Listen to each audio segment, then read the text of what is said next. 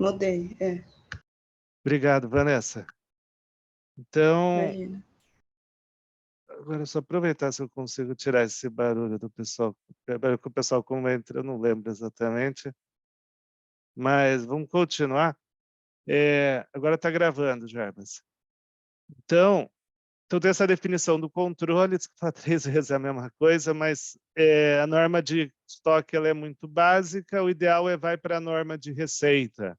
Tá? Quando você reconhece a receita por competência, você deveria reconhecer o custo. Como a norma de receita é novinha, ela é interessante, eventualmente faz muito mais sentido a gente olhar a norma de receita para isso, tá? Consegui tirar esse barulho aí de quando as pessoas entram, pessoal. Então, essa é a parte do controle. Aí a definição fala, para ter um ativo, você precisa controlar, vir de um evento passado que é irrelevante e gerar benefício, esperar a geração de benefício econômico. Esse gerado benefício econômico, ele tem 2 consequências, vale para imobilizado. Se você tem um estoque que você não consegue rentabilizar ele, mas você tem a posse, você tem que baixar. Ou mesmo um estoque que você não consegue vender por aquele valor inteiro, você baixa. Porque ele não pode estar acima do benefício econômico que ele vai gerar, devido à definição de ativo. Tanto estoque quanto qualquer outro ativo. Por isso que tem aquele teste do menor entre o custo e o valor realizável. Então, implicitamente, já existia impairment no Brasil antes das IFRS, tá? Esse não deixa de ser um teste de impairment. E, em teoria, já existiria também em outras situações. Então, atende à definição de ativo. Aí eu vou para o segundo ponto, que serve para qualquer item do balanço também. Além de atender à definição de ativo, tem que atender à definição de estoque. E aí a definição de estoque, ela separa em 3 tipos de estoque. Os ativos que são adquiridos para revenda, que é aquilo que a gente coloca no resultado como CMV, né? Custo da mercadoria vendida. Em processo de produção para revenda, que seria matéria-prima, produto em elaboração e produto completo que você fez um processamento dele, né? Tipo numa indústria, que é o que vai gerar o CPV, né, no resultado.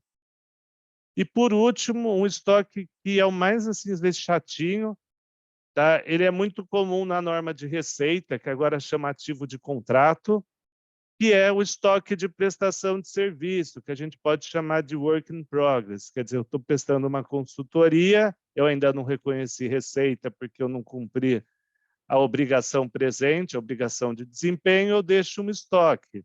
Por quê? Porque senão um contrato de serviço vai ter custo em um momento e receita no outro, feriu o princípio do matching da competência. Então, basicamente, existem 3 naturezas de estoque. E vejam que o estoque é função do uso, tá? Não é o ativo em si que define se é estoque ou não, tá? Não é o fato de ser um carro, um avião, o que for que define se é um estoque ou não. Então, a classificação, como de qualquer ativo, basicamente, depende do uso que a empresa dá. Então, um exemplo clássico seria carro, tá?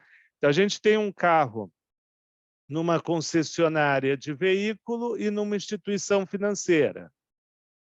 Na concessionária de veículo, ele é um estoque, porque a concessionária de veículo adquire carros para revenda, então ela é um estoque. Agora, uma instituição financeira, ela tem para uso próprio o carro. Então, em teoria, ela vai utilizar aquele carro, tá? A lógica do estoque é 1 ano, tá, para revenda, não pode ser mais que isso. Então, uma concessionária tem para venda e um banco para o uso, estoque imobilizado. E aí eu queria ver com vocês um exemplo, acho que tem gente aqui que já trabalhou nesse setor, acho que o Edu, que não está aqui, está até fazendo um trabalho de avaliação desse setor, que é uma concessionária. Um carro de test driver da concessionária é imobilizado ou estoque da concessionária?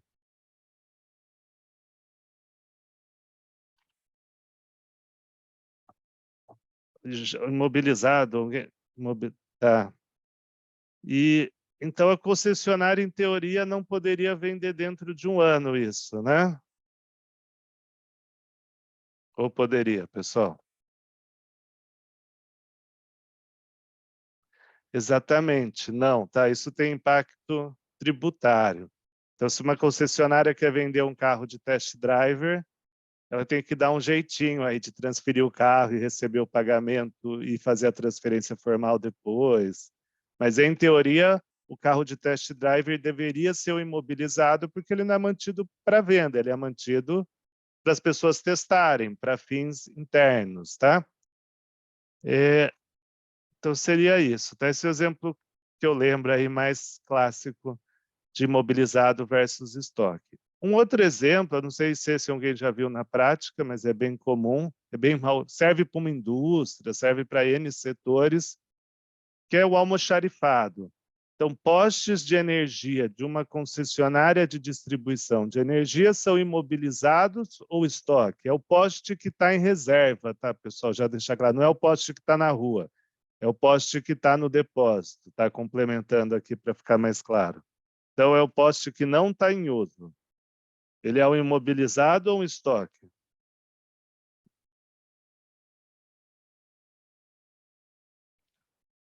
O que vocês acham, pessoal?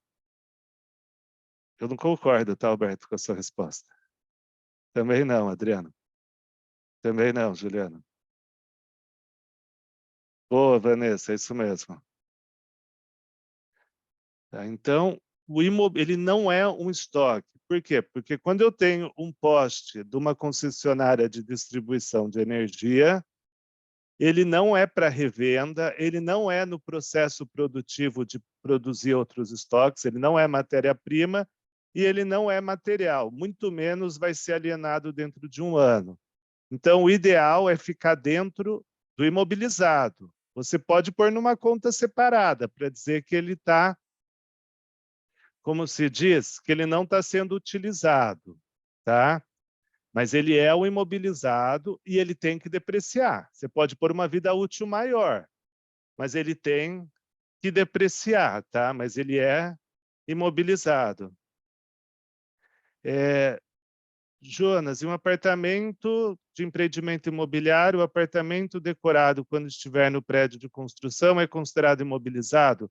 Se ficar mais de um ano, se ficar menos de um ano é despesa. Esse ponto, Jonas, tem um ICPC que só fala de atividade imobiliária, salvo engano é o ICPC, não sei qual que é, mas ele trata desse ponto, ele fala desse prazo de um ano, e esse tema está no CPC 47 de receita de custo por obtenção de um contrato, tá? Também, Jonas. Então, esse ponto tem basicamente a diferença se é um ano ou não, mas nunca é um estoque. Ele não estaria na terceira condição, o poste? Não, porque uma empresa de energia elétrica, ela vende energia, ela não presta serviço. Adriana, essa mesma lógica das embalagens industriais, sim, tá? Isso a gente vê direto aqui no escritório, tá? A embalagem é imobilizado, tá? Inclusive, quando você compra uma indústria, tem que fazer o valor justo das embalagens, tudo dentro do imobilizado, tá? Outro exemplo que eu já vi nesse caso também, por exemplo, lá de imobilizado, mas são os caixas eletrônicos que um banco tem em redundância, tipo, se algum dá problema, eles têm na reserva. É imobilizado e deprecia, tá? Então, o ponto importante é que deprecia, tá? A depreciação de imobilizado não vem só do uso. O estoque não deprecia. Via de regra, o estoque é um ano também, tá? O prazo de realização. Mas sim, Adriana, isso é bem importante. Tudo que é embalagem é imobilizado e, por experiência, é um valor relevante, tá? Em algumas empresas. Tanto a embalagem quanto os pallets vazios, né? Tudo imobilizado. Ou quando você tira um ativo para fazer obras, para consertar, continua no imobilizado. Por isso que a nota é importante, a nota explicativa do imobilizado, para mostrar o que está em uso e o que não está em uso. Tá, então, esses foram exemplos. Tem outros que são complexos, tá? Mas foi o que eu consegui pensar. Só lembrar que a poste de energia em estoque, tá? Porque o poste de energia da rua talvez é muito simples, que é imobilizado. Agora, uma regra que eu acho que é aquela regra que aprende no... Juliana, sempre, assim, ó, sempre que tem embalagem, por exemplo, sei lá, eu faço arroz, eu tenho as embalagens que eu vou pôr o arroz. É sempre imobilizado, tá? Fica numa subconta de embalagens, sempre, porque você vai usar essa embalagem para produzir o arroz e depois você põe no estoque, tá? Então, fica... Não, agora eu estou com... Adriana, agora eu fiquei confuso. Adriana, você lembra lá se está como estoque ou se está... Não, está como estoque, né, Adriana? Adriana é do nosso escritório agora, tá, Adriana? Acho que eu confundi a explicação, desculpa. Hein, Adriana? Em qual cliente, Gustavo? O último que você fez lá, a auditoria, lá de Se a Brasília. embalagem está em estoque? É estoque, né? Eu confundi aqui a É explicação. estoque. Desculpa, Estoque. é estoque, tá? Não sei porque eu estava confundindo. É estoque, Juliana, porque você vai usar aquilo para vender o produto. Desculpa, eu confundi. Os pallets é que ficam no imobilizado, né, Adriana? Ou fica no estoque também? Eu acho que estava, acho que estava em despesa, Gustavo, porque o que Não, tinha lá em material de manutenção, eu não lembro de ter pallet, eu lembro de ter tinha... monitores, esteiras, coisas que têm um valor agregado um pouco maior. não, mas acho que tinha, porque o Gabaldi avaliou pallet, sim, agora eu lembrei. Ah, tá. Então, depois então foi considerado. Então, só voltar, embalagem é estoque, desculpa, é estoque. Porque alguém comentou, tá certo, ele vende para revenda, né? Porque você dá para o cliente. O pallet, que é aquele negócio que se mexe, não, porque fica com você, você não vende, né? Só quando o pallet é descartável. Aí só voltando, pessoal, que acho que foi um erro meu, voltando aqui. Então, Adriana, seria isso, eu confundi, desculpa. Agora, o Almeida, bags para condicionamento de café. Aí eu acho que pode ser imobilizado, Almeida, porque pelo que eu entendi, seriam aqueles que você não vende, né? Que você usa para fim interno, para guardar, né? Se eu entendi a sua pergunta, Almeida. Então, acho que é imobilizado. É diferente da embalagem de venda, acho que esse ponto está certo. O Jadir, embalagens industriais, classificar como... É a mesma coisa, Jadir, acho que esse ponto é bom. É a embalagem de um estoque que você vai vender para o cliente ou é embalagem de uso interno, como o Almeida colocou? Tá, tá, então seria... Então, acho que assim, tudo que você vende, tá? E aí pallet é meio complicado, tá? Porque ele pode ou não. Se é retornável, eu entendo que é imobilizado, tá? Jadir, quando for pergunta mais genérica, pessoal, pode pôr para todo mundo, tá? Também, quando for mais, não for tão específica só para mim. Tá, então, vocês veem que esse conceito não é fácil do que é estoque imobilizado. Outra coisa, um conceito que acho que é aquele que a gente aprende no primeiro ano até de faculdade, né? Que é um estoque ele tem que estar entre o custo e o valor realizável, entre eles o menor. O que é isso? Se você não vai realizar um lucro, quer dizer, se um estoque custou mais do que o valor de venda, você tem que baixar ele para o valor de venda. E aí, quando você vende, em teoria, dá zero a margem bruta. Então, sempre tem que fazer esse teste entre o custo, que é o quanto custou, mais os custos que agregam, e o valor realizável líquido. Tá? O que se engloba no custo? A gente vai falar um pouco mais, mas é basicamente todos os custos necessários para deixar o estoque na sua condição e localização atual. Tá? Então, é tudo o que você necessita para deixar o estoque pronto. Mas, por exemplo, eu tenho um centro de distribuição, que os estoques ficam lá, eu não posso agregar depreciação no estoque do CD. Por quê? Porque o estoque já está pronto para ser vendido e já está na localização que você queria, o CD. Tá? Então, quando ele já está na localização e na condição, você para de capitalizar custo. E o valor realizável líquido, a definição a gente vai ver um pouco mais a fundo depois a operacionalização disso. Ela é o preço de venda estimada no curso normal dos negócios, líquido dos custos estimados para completar o estoque e da venda. Então, vamos começar de trás para frente, que é mais fácil. Se você vende um estoque por R$ 100, mas vai ter que pagar PIS, COFINS, você tira o PIS, COFINS. Você vai ter que pagar comissão, você tira o PIS, COFINS. Tá? Já adiantando uma coisa de receita, tem uma coisa que muita empresa erra, tá? Comissão. A maioria das comissões, quando são fixas, elas são redutoras da receita, elas não são despesa de vendas, tá, pessoal? Ela é redutora da receita. Tá? São que tem um monte de balanço errado. Então, quando o estoque está pronto, você vê por quanto vai vender, menos as despesas estimadas de venda.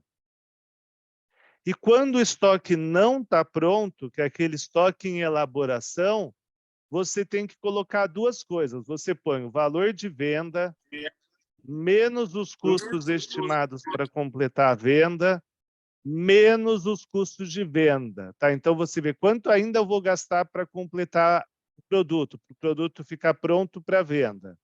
Tiro tudo que é custo para vender.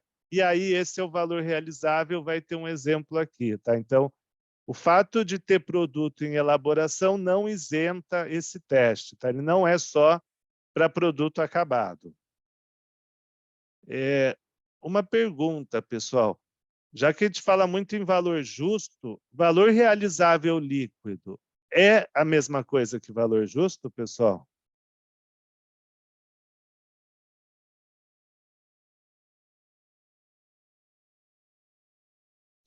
Vou, Rogério, na aula de receita, tá? Porque esse ponto eu vejo muito erro, por isso que eu já estou comentando aqui. Tá? É a mesma coisa, pessoal, valor realizável líquido? Não. Aí eu queria que alguém falasse o porquê que não é o mesmo conceito.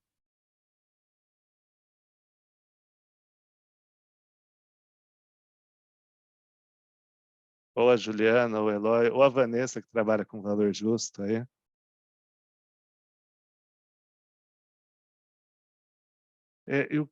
Roberto, se você puder, o conceito do espera aí, que eu acho que é um ponto importante do que você escreveu. Mas alguém consegue dar uma coisa mais pragmática? Qual a diferença de valor realizável e valor justo? Opa, valor realizável seria o valor pelo qual você consegue vender no mercado. Muitas vezes você está no mercado e você está numa situação de venda forçada e você vai utilizar como parâmetro, por exemplo, a última venda, vamos supor assim. E valor justo você não tem esse pressuposto, você teria uma venda teoricamente neutra, né? Não teria essa questão da venda forçada. Tá Certo? certo, tá certo. Mas eu diria um pouco mais, não é nem só questão da venda forçada. Mas venda forçada é o exemplo mais clássico mesmo. Valor justo é o valor que o mercado transaciona, quer dizer, não é uma métrica específica da empresa. Valor realizável é uma métrica da empresa, porquanto a empresa vai vender. Não necessariamente ela vende pelo mesmo preço que os outros players. Por isso que quando a gente está avaliando o valor justo e está avaliando impairment, por exemplo, o impairment é o quanto que a empresa espera ter de fluxo de caixa. O valor justo é enquanto o mercado espera ter. Por isso, quando faz PPA, por exemplo, no escritório, você não pode pôr sinergia específica da empresa no valor justo. Valor realizável pode. Eu já respondo as outras dúvidas que eu vi aqui. Do ponto do Rafael, da venda forçada, está certo. Tá? O valor justo é uma transação em condições normais entre players dispostos a fazer aquela venda, né? O que a gente fala até em inglês, que é o arm length transaction. O valor realizável, não. Então, imagina que eu estou uma empresa, outro dia eu passei numa loja aqui que está liquidando tudo ao custo do lado de casa. O valor realizável é por aquele preço que eles estão vendendo. Não importa que a loja do lado venda por um valor bem maior. O valor justo não, é quanto o mercado está vendendo, tá? Isso deu bastante problema no subprime com os fundos. Então, o Rafael deu um exemplo que está correto, mas não precisa nem de ser tão extremado, pode ser uma operação do dia a dia. Valor justo considera um mercado mais vantajoso, que você tem acesso, tá? E valor realizável é o seu mercado que você vai vender literalmente, não necessariamente você vende no mais vantajoso. O Eloy falou, valor realizável, uma dúvida, né?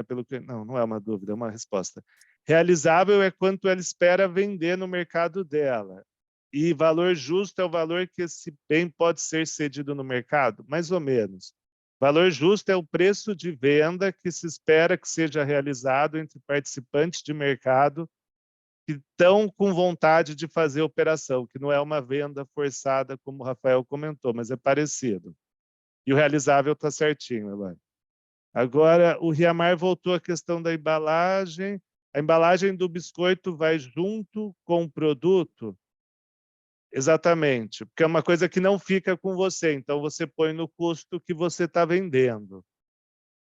Falando em biscoito, já que você deu o exemplo, é um custo relevante, tá? Não é um custo insignificante, tá? Tem alguma relevância o custo da embalagem, tá? Não é irrelevante.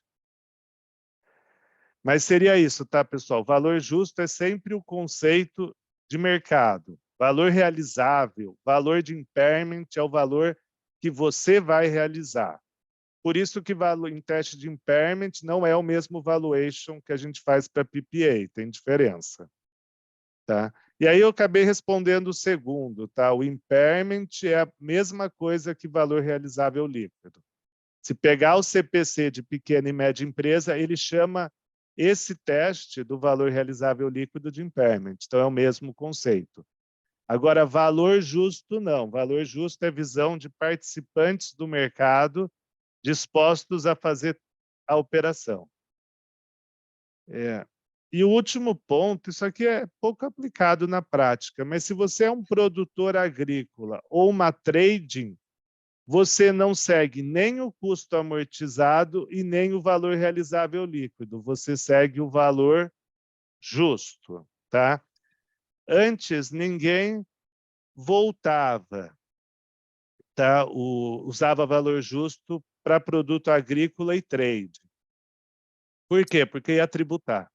Hoje em dia não tributa.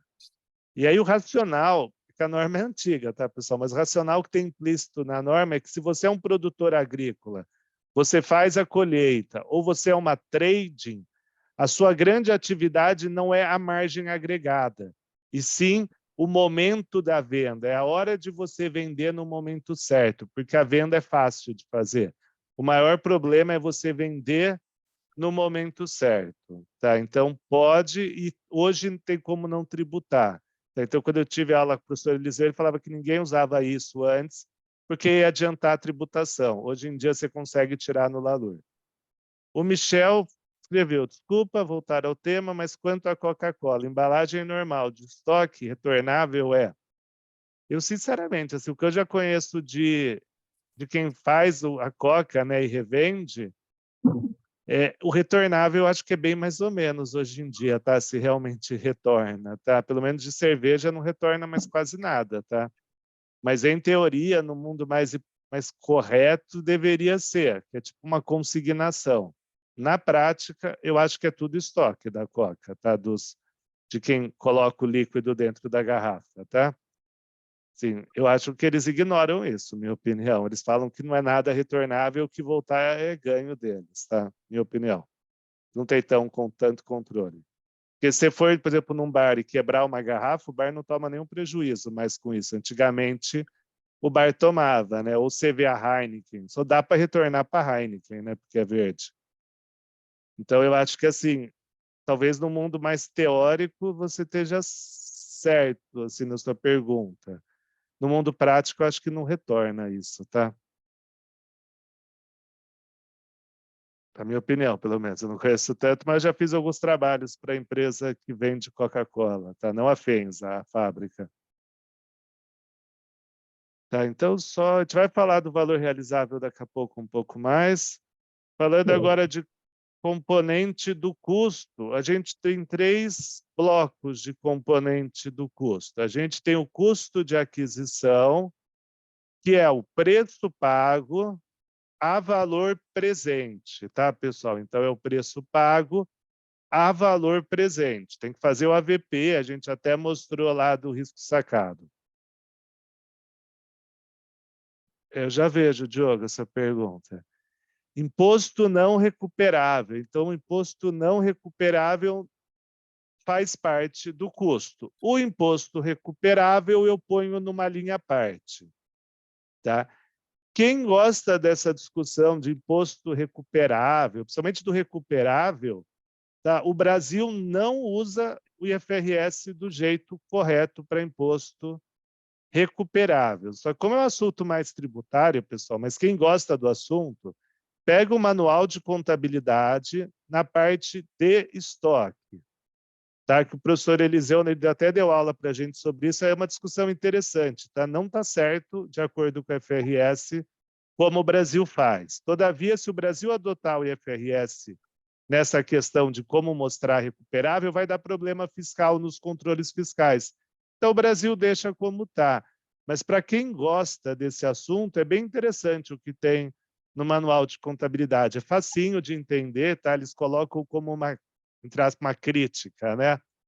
Então, quem gosta, eu recomendo bastante ver essa questão do imposto recuperável no manual de contabilidade. Eu já respondo, Diogo. Custo de transporte, então a gente vai ver. É o custo de transporte até o seu primeiro estabelecimento, quando é você que paga, tá? Se você, o custo de transporte de um centro de distribuição para a sua loja é despesa, tá? Então, seria o custo de transporte até o primeiro local. Menos desconto comercial, é o desconto por dentro da nota e abatimento, tá? Então, esses custos são relativamente diretos, tá? Ele não é um custo tão complexo, tá? Só vou ver a pergunta do João.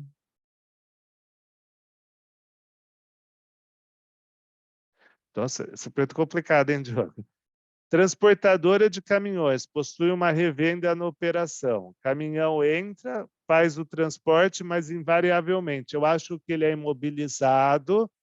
Em algum momento, ele é reclassificado para o estoque ou para o ativo não circulante mantido para venda. Mas você, mesmo que ele só fique 12 meses na operação, ele não nasce como estoque. Agora, que momento que ele vira um estoque, um ativo não circulante mantido para venda, que eu acho que vira um estoque, é um pouco mais complicado, tá?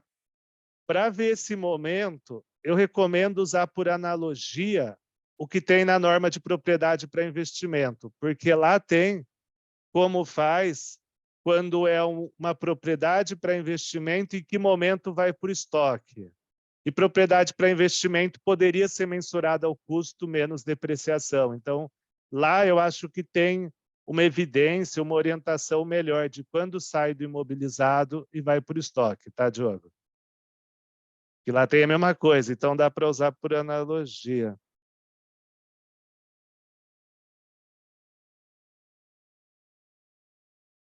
Então é isso mesmo, né, Adriana? Tá dentro do estoque, né?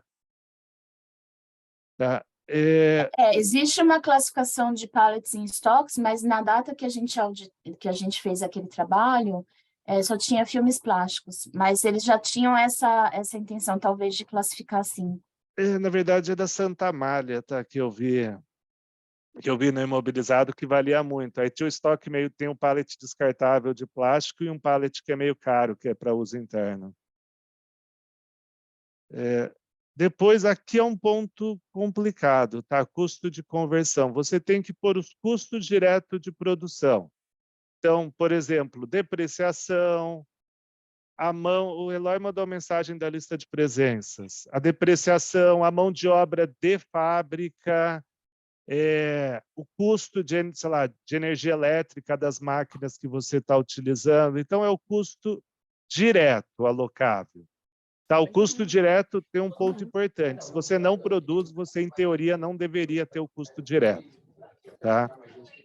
Agora, o custo indireto, tá? O custo indireto ele é difícil, porque você tem que estar alocando. Por muito tempo eu achava que era tranquilo. Eu falava, cria uma métrica, né? Faz uma alocação, bota no sistema e pronto. E aí eu fui dar curso na Mercedes, bem na época que começou a crise aí de venda de caminhão no Brasil. Problema maior que eles tinham lá.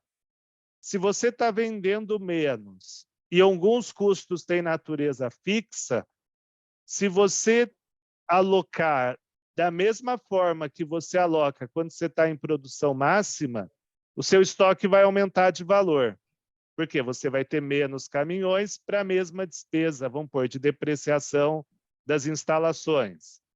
Isso não pode, o caminhão não está mais caro. O que acontece é que você tem que considerar um conceito de capacidade normal. Então, você fala, ó, se eu produzisse 100 caminhões, eu ia alocar 10 por caminhão. Então, eu teria um custo indireto de 1.000. Como eu só estou fabricando 20 caminhões, eu aloco 200 no custo do caminhão e 800 como despesa. Tá, pessoal? Então, esse conceito sempre tem que levar em conta, principalmente em momentos que diminui o ciclo de venda, a quantidade que está vendendo. Tá? Isso eu sei que a Mercedes teve um problemão, teve até ressalva no balanço, tá? Que é o quanto é o normal, né? O quanto eu tenho gasto porque eu tenho uma estrutura fixa grande. Eu não posso, entre aspas, aí, né? Lógico que não é tão determinística as coisas, mas eu não posso falar que o meu custo de produção aumenta conforme o meu nível de atividade diminui, tá? Então, esse conceito é bem complicado, tá? Ô, Glenda, no final deu certo, eu tinha pedido para entrar para passar o host, mas acho que a Vanessa conseguiu entrar como host junto com você, mas eu não estava como host, né, o Eloy? Mas deu certo. Tá bom, Glenda? Ok. Depois a gente vê o que aconteceu, tá, Glenda? A gente vai estar nos outros assim. Tá, pessoal? Então, esse custo de conversão é complicado. E o último ponto, a gente ainda não teve aula, são custos de empréstimo. É muito comum no imobilizado. O que é isso? Se eu tenho um financiamento e eu tenho um ativo em construção, tá, como se simplificando o conceito, eu vou pegar a despesa financeira desse meu financiamento e vou ativar dentro do meu ativo imobilizado. Tá? Falando assim, muito por cima de como faz. O estoque ele pode receber custo de empréstimo. Alguns tipos de estoque têm que receber custo de empréstimo. Só que só quando o estoque ficar parado, fizer parte do processo produtivo. Então, eu estou produzindo uísque, eu tenho que deixar no mínimo 8 anos lá para chamar de uísque. Ele recebe custo de empréstimo.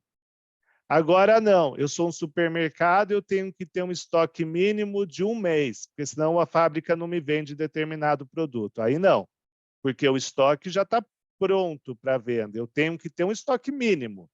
Mas se de repente a venda duplicar no mês, eu vendo, não tem problema, ele não precisa ficar parado para o processo produtivo.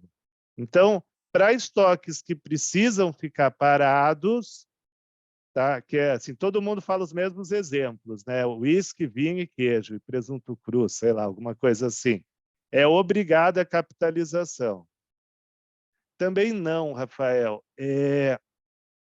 O Rafael perguntou de importação de matéria-prima. Não, porque a matéria-prima ela não precisa ficar parada para ter um processamento, sabe? Aqui, nossa, tem que ser parte do processo produtivo.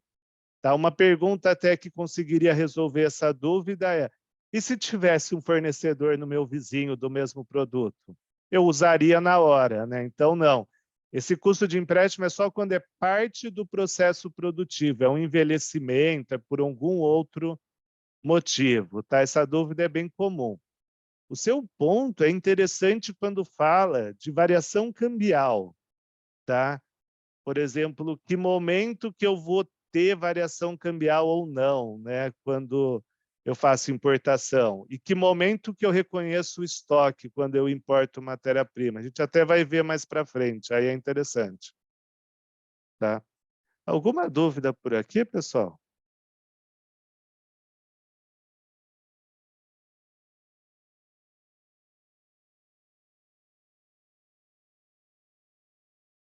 Pode continuar? Tá, eu não imagino que para o auditor aí é um negócio complicado avaliar estoque, né, de empresas industriais. Tá? E aí algumas coisas que não podem estar dentro do custo. Tá? Eu estou colocando isso porque está inclusive na norma, tá? Esses exemplos. Então, quer dizer, são erros comuns. Montante anormal, que é o que eu comentei. Você tem que alocar um tanto razoável no estoque. Desperdício não. Tá? Então, você tem 100 funcionários para produzir 10 unidades, eventualmente não precisaria dos 10. Uma parte disso é despesa. Tá?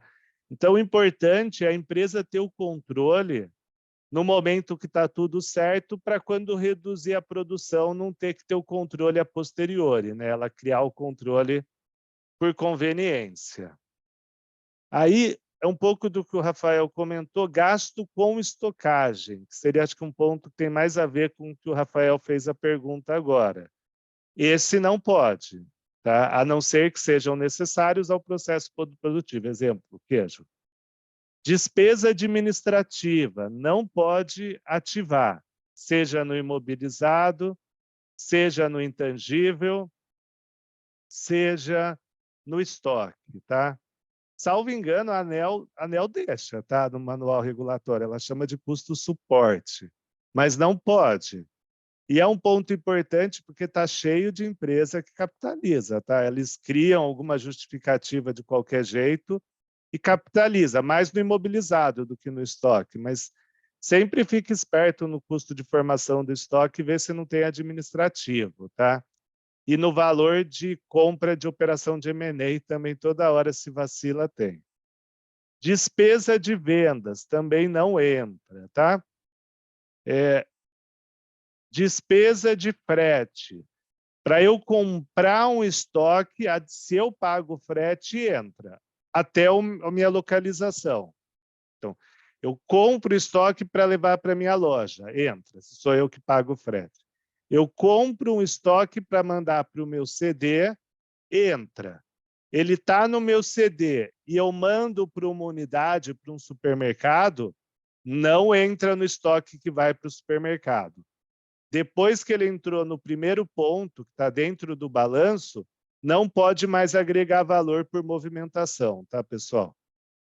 Então, esse ponto é importante, dá bastante discussão, já teve dúvida no IASB sobre isso, tá?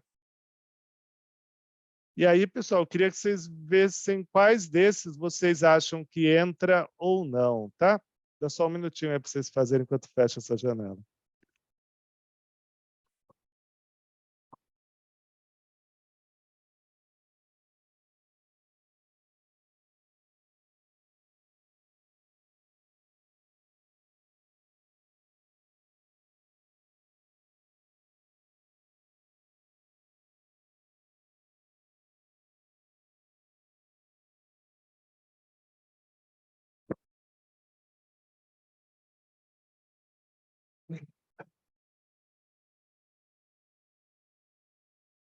Aí depois vocês põem a resposta, põem A, sim, B, não.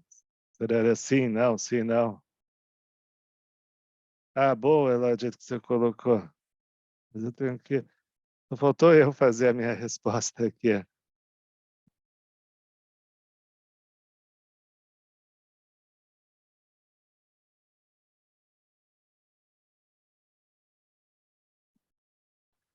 A Adriana de Curitiba tá certo, o Eloy, você caiu acho que numa pegadinha, Eloy. Juliana tá certa, o Diogo tá certo, o Michel tá certo, Lívio caiu na mesma pegadinha do Eloy. De Emerson, acho que você esqueceu de uma. Ciro, acho que você caiu na mesma pegadinha. Parabéns, Eliane, de novo aí acertando tudo aí, Eliane. Jamerson, sua última está errada, a sua letra D. O do Rodrigo está errado. E a Marta está certo. O Rodrigo, que você falou do F está errado. Gilney está certo. Alberto está certo.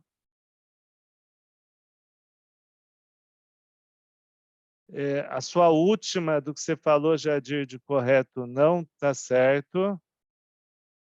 Tiago está certo. É isso aí, Eloy, a pegadinha mesmo. Você vê que tem o verbo ali da B, né? Ciro está certo agora. Tá? Então, pessoal, o que acontece aqui? Vamos por parte. Preço pago pela matéria-prima. Acho que é indiscutível que entra no estoque, né?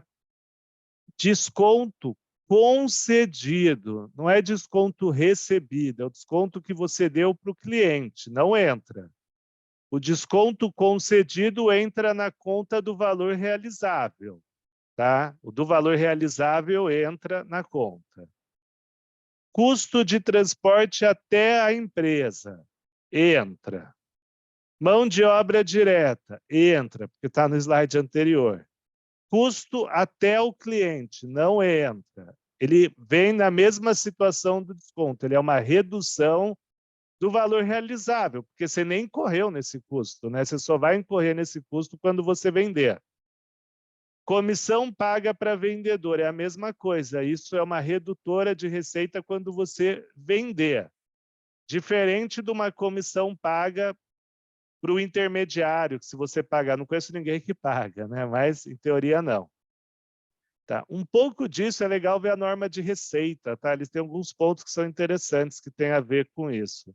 Então a resposta certa é o que a maior parte das pessoas foi acertando, que é A, C, D. Bom comentário, Livre. Sempre assim, tá? Tento, né, ter umas pegadinhas. Então seria isso? Deu para entender aqui, pessoal?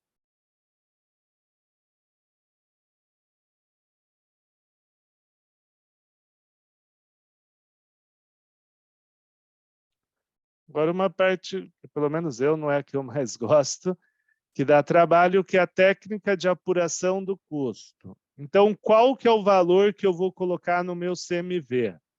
A norma permite 3 metodologias e proíbe uma. Tá? Então, vamos começar pelo que ela proíbe. Ela proíbe um método que a gente chama de UEPS, ou LIFO, que é o último que entra é o primeiro que sai. Então, eu estou comprando um produto. Comprei em janeiro, comprei mais uma remessa em fevereiro e mais uma remessa em abril. Vendi em maio. Eu não posso usar o custo de abril. Tá? Esse é proibido. Tá? Então, quando teve essa discussão, o pessoal falou, pô, mas eu estou comprando uma coisa que é um líquido. Eu comprei, o último que eu estou vendendo é o que eu comprei em abril. Não pode, tá? Isso é visto como uma influência fiscal, porque, em teoria, o preço sobe, quando você usa o EPS, seu imposto de renda cai. Tá? Os Estados Unidos permitem, para fins fiscais, usar o EPS, só que ele obriga a estar contabilizado pelo EPS. Então, o FASB ele não consegue adotar essa norma por causa disso. Eu não sei se o Brasil já permitiu o EPS, tá? Eu começo mais contabilidade pós-FRS. Mas não pode por causa disso, tá? Porque o estoque fica muito baixo e o seu CMV fica inflado. Pensando em preço com ascensão, né? Que acho que é o mais comum. Aí vamos para o que pode, que é o mais importante. Então, o EPS não pode, é uma coisa meio de americano gostar de usar isso, para fins fiscais. Eu posso usar o específico. Então, quando eu tenho estoques de alto valor, que eles têm uma identificação, eu posso efetivamente falar, eu sou um revendedor de lancha. Eu tenho 10 lanchas. Não faz sentido eu usar a média ponderada do valor que eu paguei pelas lanchas. Não faz sentido eu pegar o custo da primeira lancha e colocar como a última lancha que eu vendi.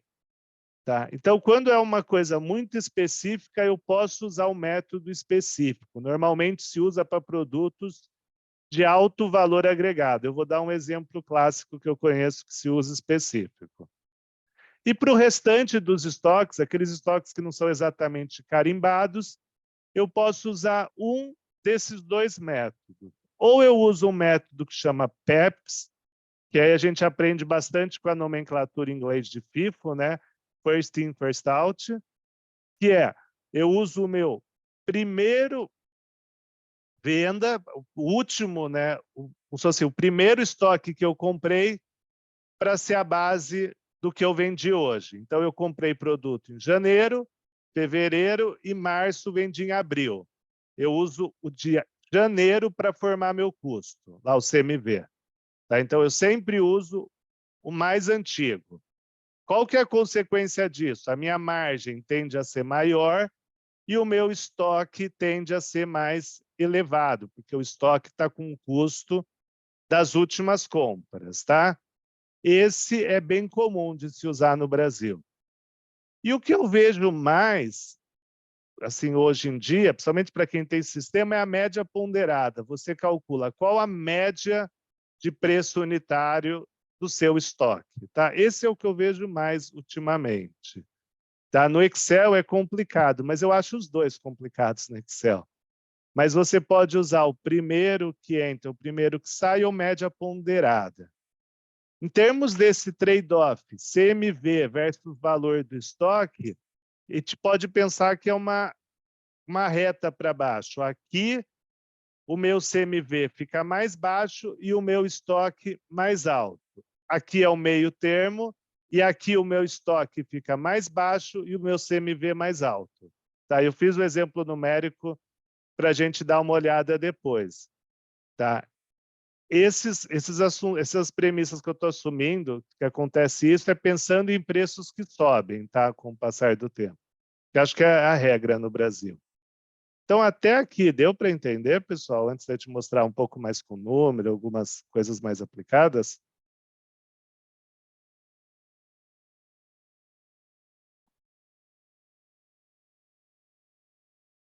Tá? Então, antes de entrar com o número, fazer algumas perguntas. Então, o que eu conheço que usa a identificação específica? Carro de concessionária de veículo, tá? Então, uma situação que eu queria ver a resposta de vocês, logicamente que é tudo sujeito a ponderações. Uma concessionária de veículo vende carros novos e peças. É possível usar identificação específica para os carros e a média ponderada para as peças, pessoal? Quer dizer, eu posso, para um item do estoque, usar identificação específica e para outro item do estoque usar a média ponderada ou usar o PEPS? O que vocês acham, pessoal?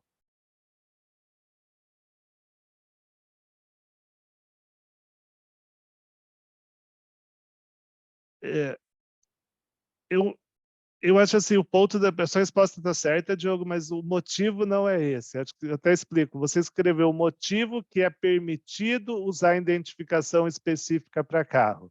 Mas o meu ponto aqui é até um pouco mais simples. Eu posso usar um método para um estoque e outro método para outro tipo de estoque? E a resposta é eu posso, tá? Por quê? Porque esse eu estou avaliando a natureza do estoque. Eu não preciso usar o mesmo método para todo o meu estoque, tá? O que eu não posso é falar assim, ó, para carro de alto valor agregado, eu uso o específico. Para carro de baixo valor agregado, eu uso a média ponderada. Isso eu não posso, porque eu estou falando de carro, tá? Agora, para carro usar um método e para peça outro método, eu posso, e é o jeito que as concessionárias Fiat são instruídas pela fábrica a fazer, tá? Isso aqui é exemplo de quando eu dava treinamento para as concessionárias Fiat, tá? Então, são itens de estoque de natureza diferente, tá? Deu para entender, Eliana?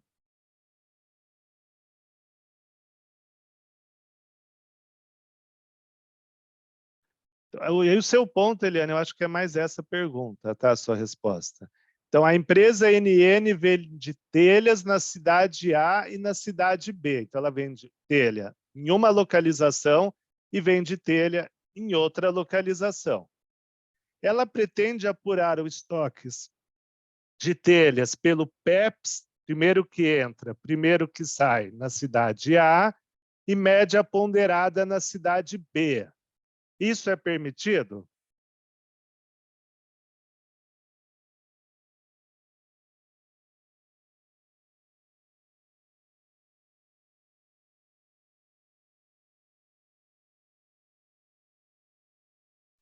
O Alberto está certo, o Lívio está certo, o Diogo está certo, o Eloy está certo. E aí esse é o seu ponto, tá, Eliane, do que você escreveu, pelo que eu entendi a sua primeira resposta, tá? Rodrigo está certo.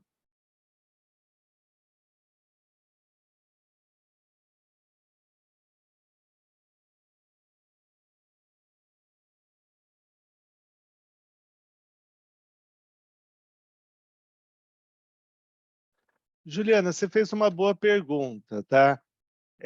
De estoque eu teria que pensar a resposta. Eu sei a resposta de receita disso, tá? Então, o que a Juliana perguntou, até você me corrige se eu estiver exemplificando errado. Mas a Juliana, tipo, não, antes de falar a resposta da Juliana, que mudou o assunto, é não, tá? Porque eu estou falando de telha e telha, só estou mudando a localização, tá? E aí, entrando um pouco mais a fundo, supõe que a controladora só vende na cidade A, uma controlada só vende na cidade B, então são CNPJs diferentes. Aí a situação muda.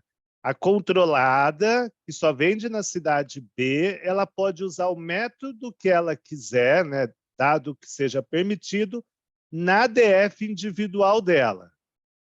Quando ela prepara a DF para a controladora, que só vende na cidade A, ela tem que ajustar pro forma o balanço e a DRE para ficar com a mesma metodologia da cidade A. Então, quando você tem a relação de controladora e controlada, aí pode ter metodologia diferente nas demonstrações individuais. Mas, para fim de equivalência e de consolidação, tem que ajustar. Não afeta registro comercial, é um ajuste pro forma feito no Excel, mas precisa ajustar para o consolidado ficar uniforme. Tá? Mas nos individuais, eu não sei se isso é justificável tecnicamente, mas pode. Tá? Então, seria isso. Agora, da Juliana, ela fez uma pergunta que eu conheço para a receita. Tá? Então, a gente tem que pensar um pouco que analogia faria aqui. Então, a Juliana coloca, quando a empresa compra estoque e recebe uma bonificação, exemplo, compra 10 e ganha 2, o valor unitário é 10, tá? Ou o valor unitário reduz, quer dizer, por quê? Pagou 100 para comprar 10, mas levou 12. Eu entendi certo. Então, quer dizer, eu vou reconhecer por quanto o meu valor unitário. O que a norma de receita manda fazer?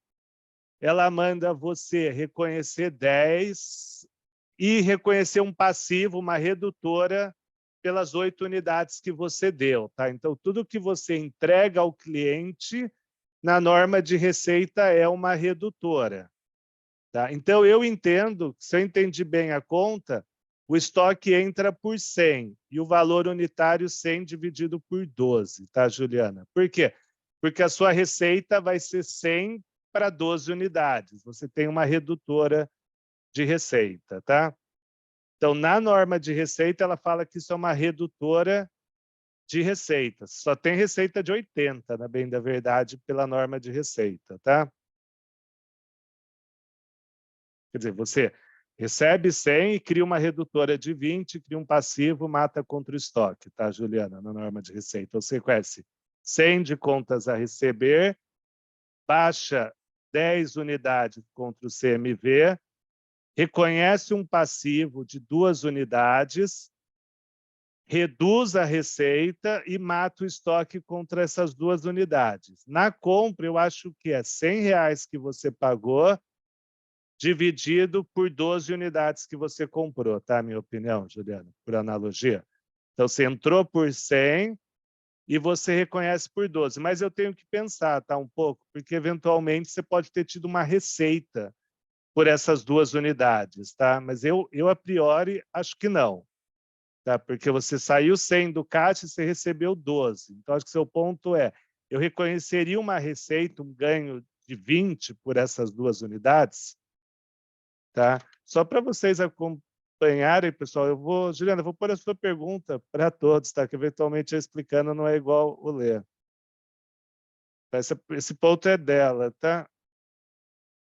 Então, eu entendo, Juliana, isso, tá? Mas eu tenho uma dúvida, se essas 2 unidades extras entrariam como um ganho, tá? Teria que pensar um pouco, na próxima aula eu te falo um pouco mais evoluído aí o raciocínio, tá? Nunca tinha pensado nisso. O Diogo, sobre isso, tá? Vou pôr a sua pergunta para todos, tá? Mas me lembra, Juliana, que esse ponto é interessante, porque eu sempre pensei na receita disso. Tá? Eu pus a sua pergunta, Diogo, para todos, aí que eventualmente eu lendo para todo mundo que entende. Nesse assunto, bonificação, exemplo, ganha peças de bonificação e o crédito do lançamento é no custo da receita. Agora eu que não entendi, Diogo. O crédito do lançamento é no custo ou na receita. Então, esse que é o... Ops, eu só mandei para a Juliana. Desculpa, Juliana, era para todos essa última. Esse que é o ponto da pergunta mesmo, que eu não tenho certeza, Diogo. Você comprou 12 produtos por 100 ou você comprou 10 produtos por 100 e ganhou mais 2 produtos que impactam o seu resultado? Tá? O Ciro, eu acho que é assim, Ciro, tá? Mas se a gente for usar a norma de receita por analogia, se as 2 unidades reduzem a receita dele, eventualmente tem que ser um ganho no seu balanço. Eu tenho dúvidas, tá? Conceitual, se me parece a solução que o Ciro colocou, tá, Ciro? Eu vou pôr para todo mundo, tá? Só para ver. Eu faria desse jeito, para não tributar, tá? Mas eu tenho dúvidas disso. Então, eu vou tentar dar uma pensada melhor aqui, ver, e aí eu respondo para vocês, que o fato é, essas 2 unidades que eu ganhei de bônus, eu vou reconhecer a valor justo, que seria 20 contra o resultado, ou eu reconheço um estoque de 10? Eu acho que todo mundo faz o jeito mais simples, tá? Que é reconhecer 12 unidades por 100. Mas eu tenho dúvidas, tá, disso. Tá, mas eu vou ver para a próxima aula, porque eu acho que isso é bem comum, mas eu nunca tinha pensado do lado do comprador, tá?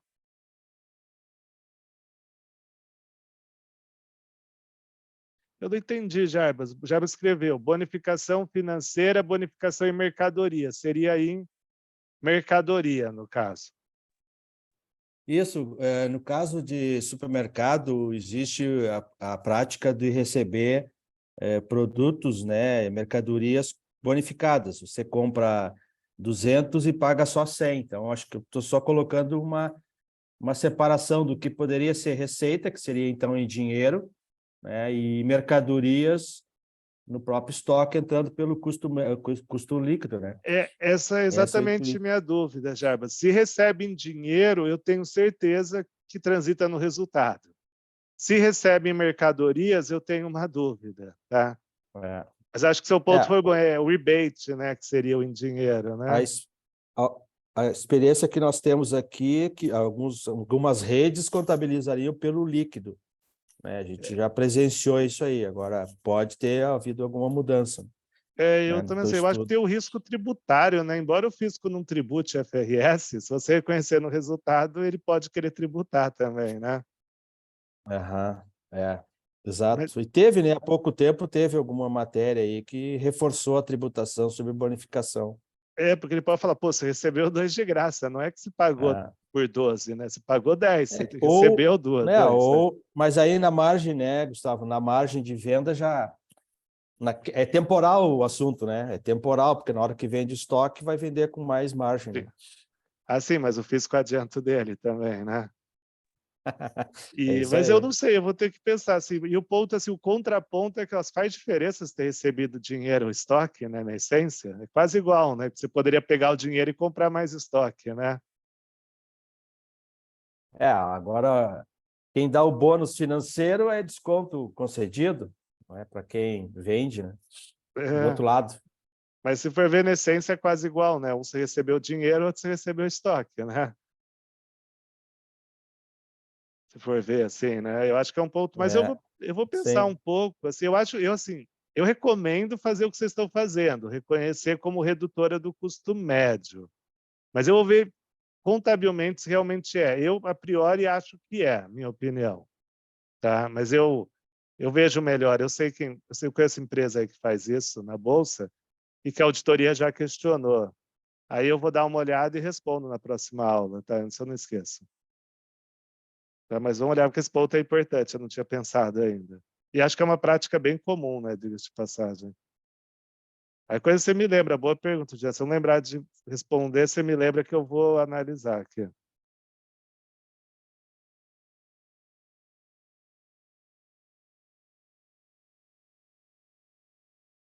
Tá? Então deu, aquele foi duas perguntas mais teóricas, voltando aqui.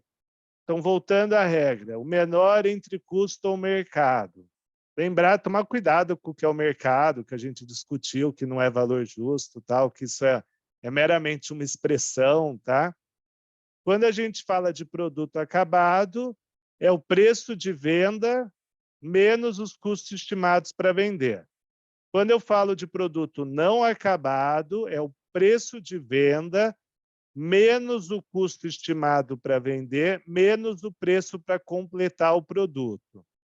Tá? Se alguém fizer uma simulação, pessoal, dessa aqui que parece diferente, vocês vão ver que na hora da venda dá zero, tá, o resultado. Se simular, hoje o estoque é isso, mais isso para ficar pronto.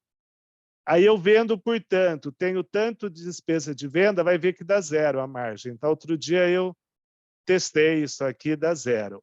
Agora, muita empresa faz essa baixa de produto em elaboração, eu vejo pouco. Mas eu vi a Braskem fazendo já, tá? Então, faz pouco, mas tem gente que faz o estoque de não acabado, tá? Então, deu para entender esses dois, pessoal?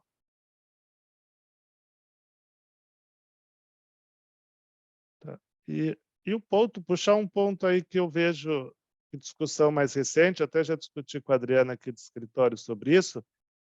Quando você vai calcular valor justo de estoque para fim de PPA, de aquisição de empresa, você considera mais um elemento na hora de calcular o valor justo. Você tem um efeito do giro, quer dizer, um estoque que você vende pelo mesmo valor que outro estoque, suponha que não tem despesa de venda, então 2 estoques que você vende por R$ 100 já estão prontos.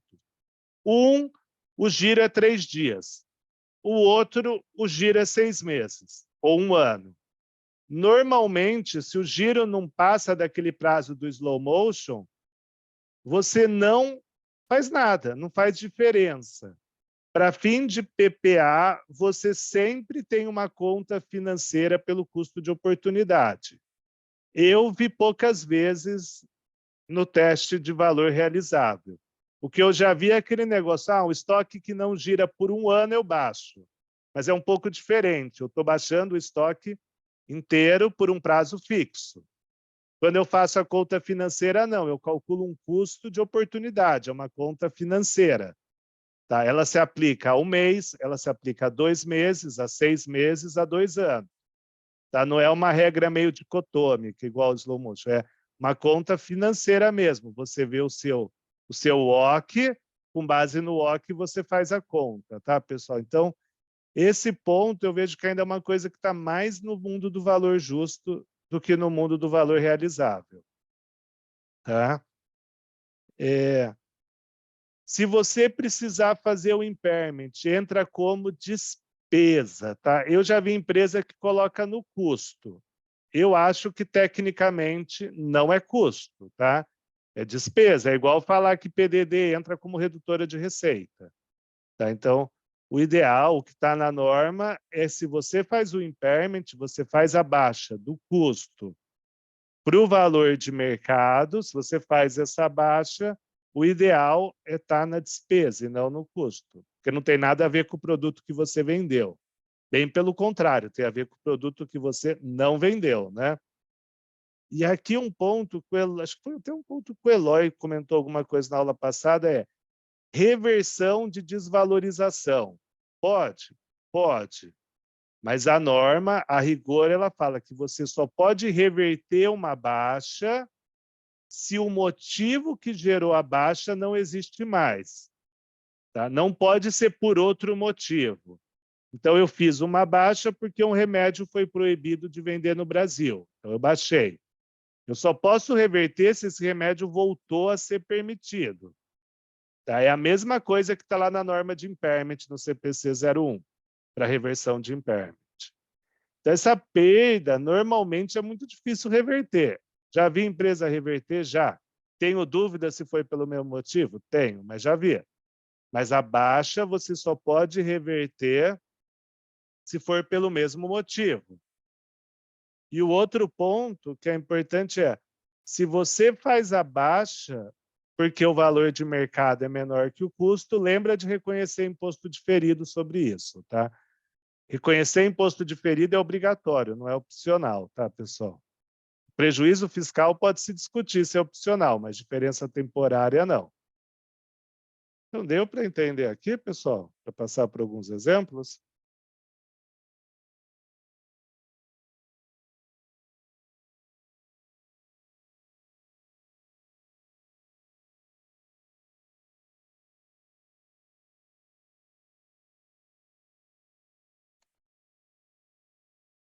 Tá. Então, eu queria que vocês fizessem esse aqui. Ó. Isso aqui ninguém pode errar, tá? Porque é um pouco... Já comentou esse assunto, hein?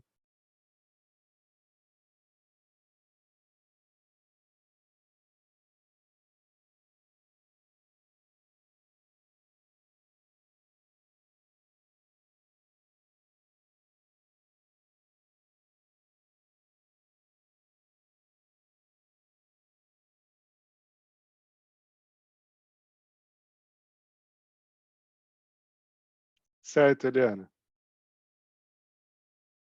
Certo, Eloy?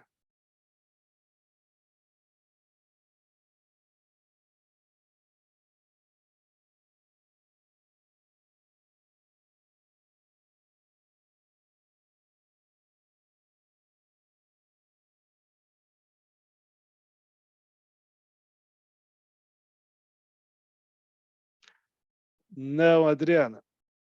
Não, Moacir. Não, Yamar. Lembra de uma coisa, se eu pago comissão, o quanto entra na minha empresa é menos dinheiro, né? Vamos por assim. Se eu fizer uma venda com comissão e uma venda sem comissão, o meu ganho econômico é menor com comissão. Certo, Riamar? Não, errado, Riamar, certo, Rodrigo, certo de Emerson, não está certo, Adriana, não sei se eu já tinha te falado. Glenda está certo. Jadir, não está certo. Então, Jadir, pensa assim, se eu estou falando de um valor, quando eu vender, não deveria afetar o custo, né? Porque o custo é o quanto eu paguei, né? O quanto eu gastei. Moacir, está certo agora. O Michel, está certo.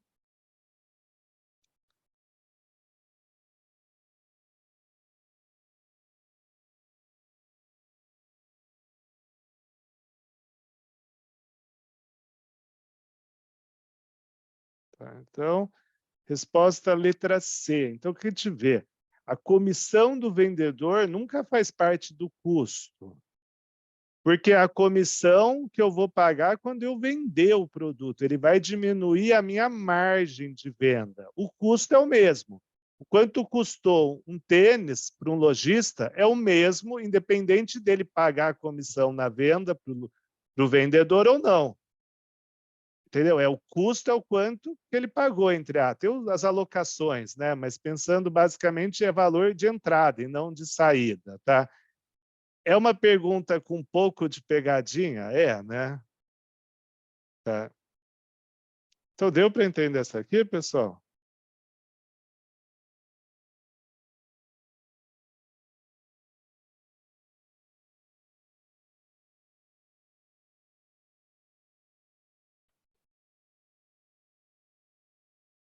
Tá, então, eu queria que vocês fizessem essa numérica.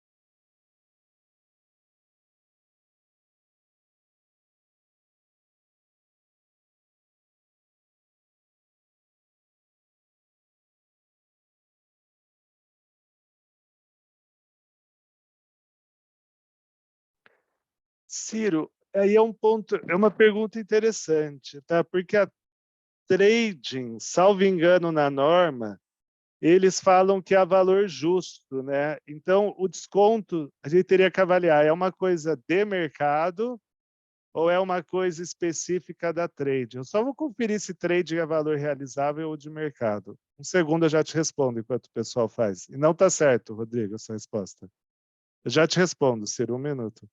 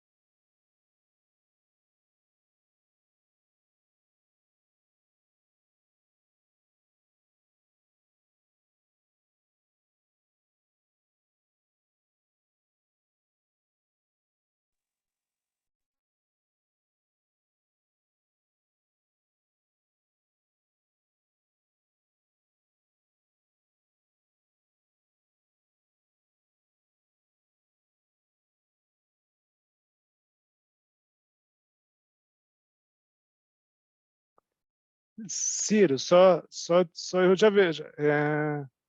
O meu, já vejo a resposta de vocês. 1 minuto, pessoal, que eu tenho que ver a cola aqui, mas só respondendo. O Ciro, ele falou assim, ó, no caso das tradings, elas praticam descontos habituais para os seus clientes.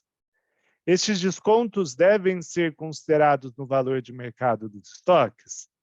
O que fala a norma? Os comerciantes de commodity, as tradings, que mensuram seus estoques pelo valor justo deduzido dos custos de venda, tá? Então, eu entendo que deduz. Principalmente, Ciro, ao meu ver, se for, como se diz, uma prática de mercado, tá? Porque eu falo, pô, todo mundo pratica, isso é usual, então pode, tá? Como ele está usando o custo de venda, é bom, e valor justo, tem que ser a prática do mercado, mas pelo que você escreveu, né, Ciro, a prática de mercado, tá? Mas é a minha opinião aí, Ciro, disso. Lembrar que essa norma é um pouquinho limitada. Só o meu deu uma alternativa que ninguém escolheu.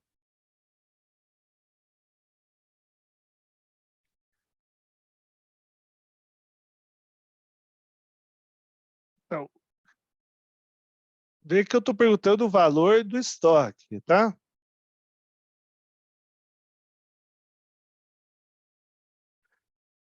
Posso resolver, pessoal?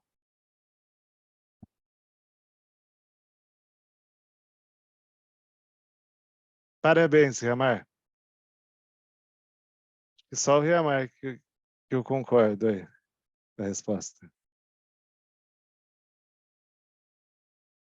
Vamos ver. Então eu incluiria, Ciro, porque aí eu acho que sempre tem custo de venda ali na norma, é um pouco subjetivo se eu estou falando custo de venda meu ou do mercado. Como o meu e do mercado parece ser a mesma coisa no exemplo que você deu, então eu acho que inclui, tá, a minha opinião, porque aí não gera dúvida, né, do que é custo de venda. Fora que a norma ela não é muito boa, né, porque ela fala custo, para mim é despesa de vendas também, né, mas está escrito custo que eu estava lendo aquela hora.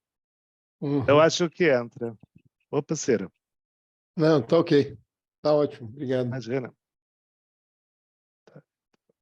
Aqui na resposta, então, pessoal, o teste é comparar custo com valor recuperável. Eu acho que tem erro meu, mas não muda nada, tá? O custo é 2.900, né, pessoal?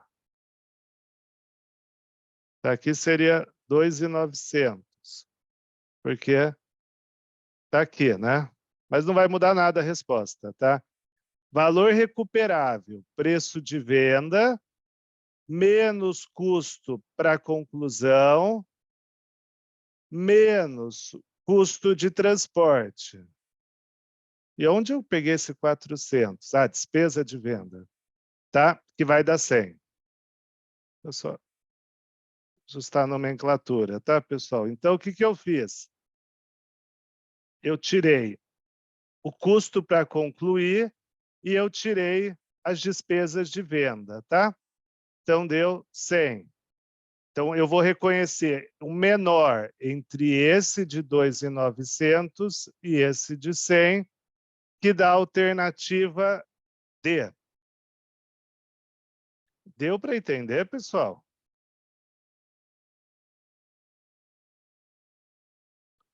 Pessoal, quem pôs a alternativa A, principalmente, que foi a maioria?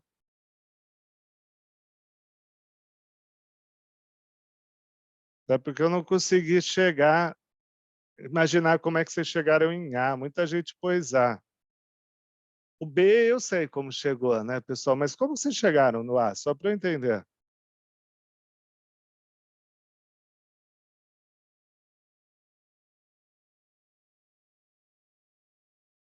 Pessoal, quem chegou em A, qual foi a conta que fez?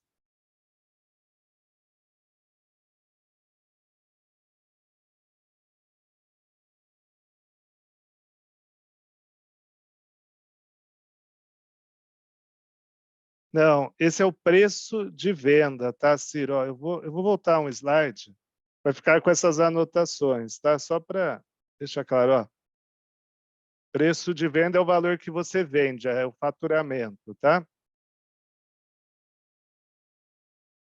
Eu acho que eu entendi o ponto agora, que como se esse 2.800 já tivesse incluindo essas despesas, né? Mas mesmo assim estaria ignorando esse valor, né? Mas não, esse é o preço de venda, é como se fosse a receita bruta, tá? Agora eu entendi porque vocês chegaram no A, mas seria essa a conta. O fato de tal 9, eu vou colocar outra apresentação lá depois ajustado esses pontos, tá? E aqui é despesa, não custo de venda, tá? Só que exercício é um pouco antigo que eu uso, provavelmente esse custo de despesa é problema de tradução, tá? Então, deu para entender, pessoal, isso aqui?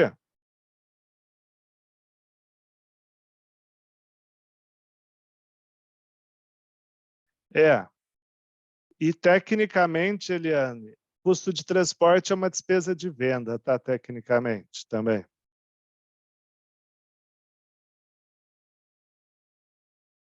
Não, e faltou, Eliane, um ponto. Faltou o custo para concluir, tá? Nessa frase que você escreveu para mim, tá?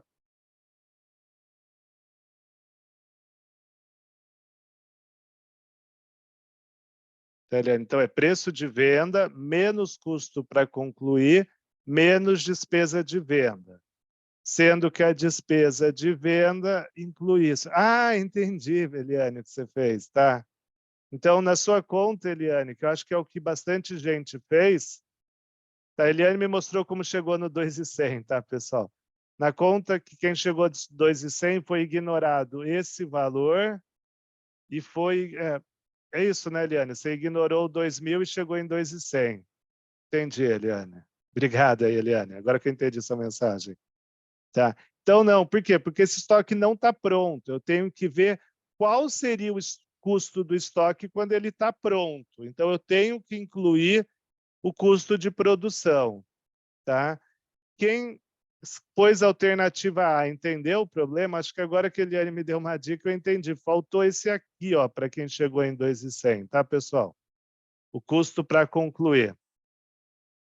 Não sei assim, falta tanto custo para concluir que você vai vender por quase nada esse estoque, tá?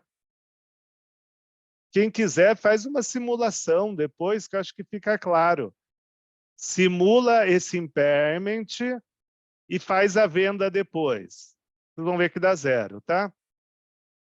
Eliane, até você tenta simular, fazer o impairment, agregar o custo de 2.000 e vender por 2.800 menos as despesas. E aí, Eliane, tenta ver se dá zero depois, tá? Não agora, mas depois tenta fazer essa simulação que vai dar zero. Tá, pessoal?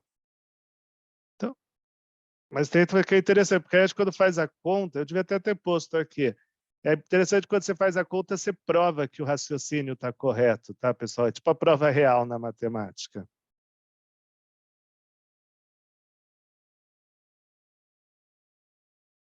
Então, agora, umas questões mais teóricas. Mas tem conta essa. A empresa SS comercializa carrinhos de vender churros, né? Nem sei se isso existe muito, né? O custo de cada carrinho é 500. É que ela vende o carro e não os churros. Porém, o mercado de churros anda mal, com a entrada de novos tipos de sobremesa, sendo que o preço de mercado do carrinho caiu de 500, sei lá, de X para 300. Então, quer dizer, hoje é 300 o preço de venda. Além disso, SS conta com vendedores especialistas no mercado que cobram uma comissão de 50. SS tem 100 carrinhos. Então, recapitulando, cada carro que está contabilizado na SS está por 500. Ela tem 100 carros. Preço de venda, 300. Despesa de comissão, 50. Qual que é o tratamento contábil disso, pessoal?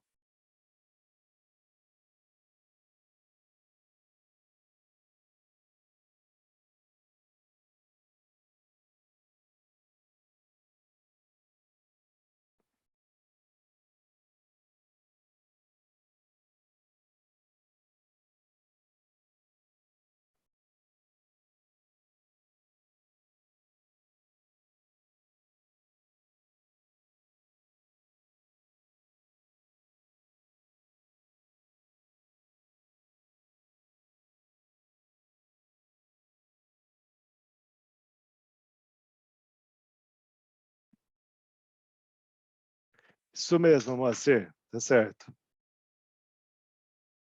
Cirilo tá certo. Eloy tá certo. Juliana, acho que você esqueceu da terceira frase disso aqui. Já esqueceu de computar os 50 na conta.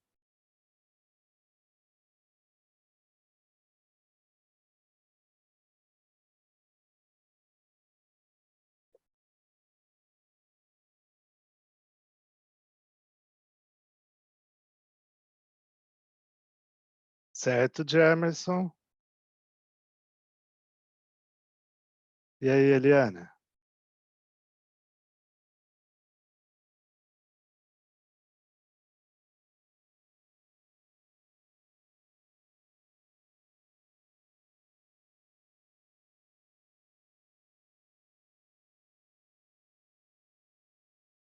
Ciro, 250 por carrinho, né, Ciro? Certo, Eliane? Traz a mesma coisa. E é uma perda, tá? Não é um prejuízo, tá, Eliane? Prejuízo é o conceito de linha final, tá? De DRE. Meio tecnicista, mas é uma perda, tá? Uma desvalorização.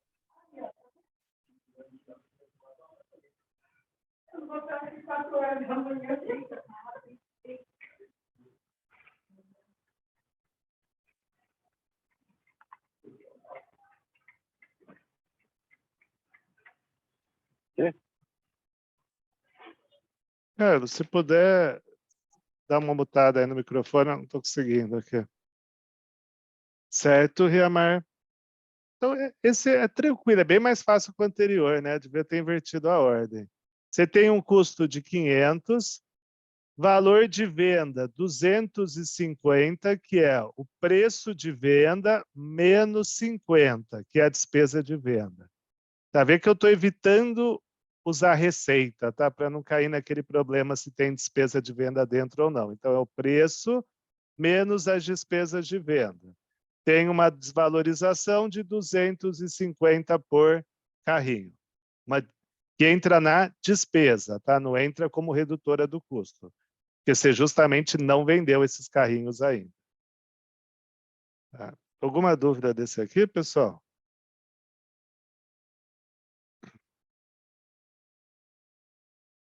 Esse acho que foi mais tranquilo.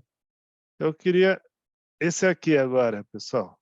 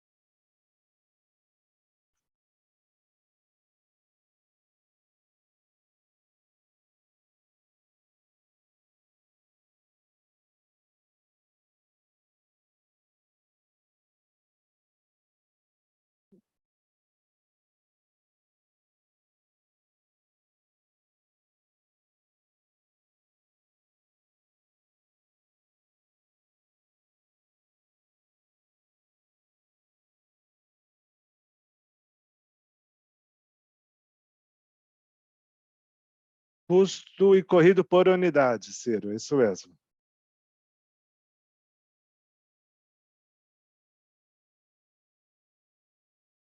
Nossa, pessoal, desculpa, é que é tão parecido com a resposta anterior que eu achei que era a mesma. Ciro, Paulo Cirilo acertou, o Eloy acertou. Aliás, eu não sei se vocês estão falando, então, eventualmente eu posso estar dando a resposta da anterior, tá? Juliana, não, é da anterior. Desculpa. Não, eu acho que ninguém respondeu esse ainda, né, pessoal? Desculpa, vocês vão ver que é meio parecida a resposta com a anterior, tá, pessoal? Eu sei que acho que eu estou respondendo a anterior de vocês.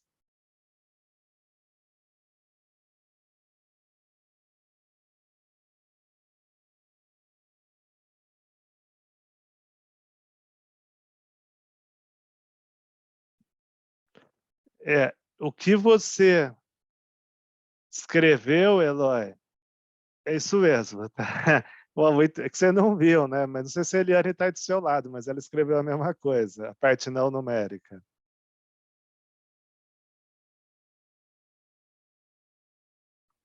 E tá certo, tá, Eloy, o que você fez?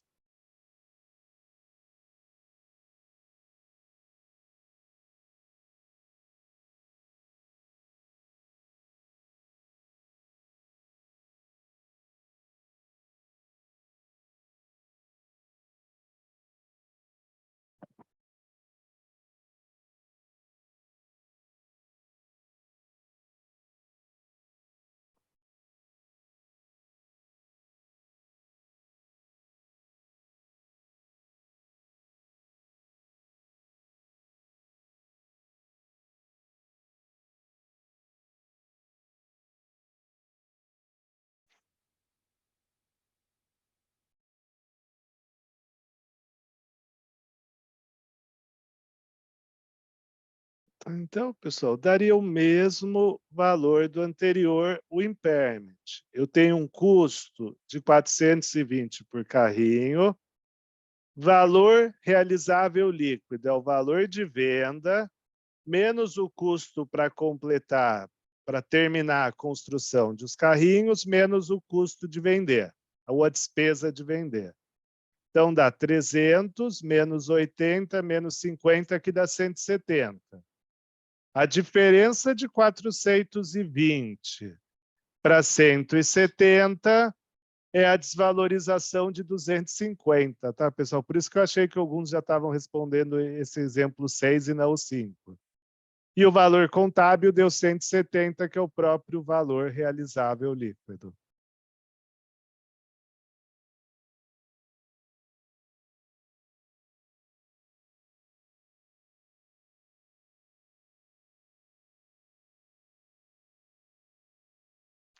Deu para entender isso aqui, pessoal?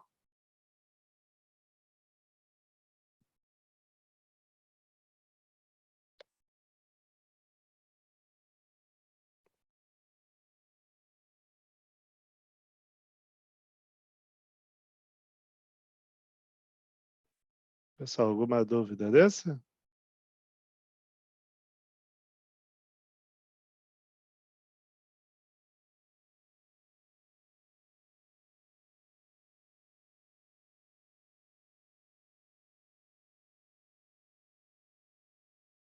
Então, só continuando.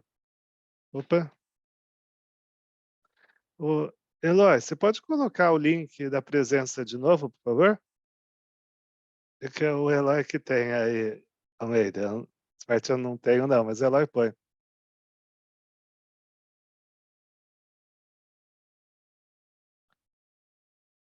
Esse aqui, como esse aqui sem querer ficou sem animação, vamos só discutir, tá? Porque já tem a resposta, Almeida. Tá aí, Almeida. Você pediu, já tá aí.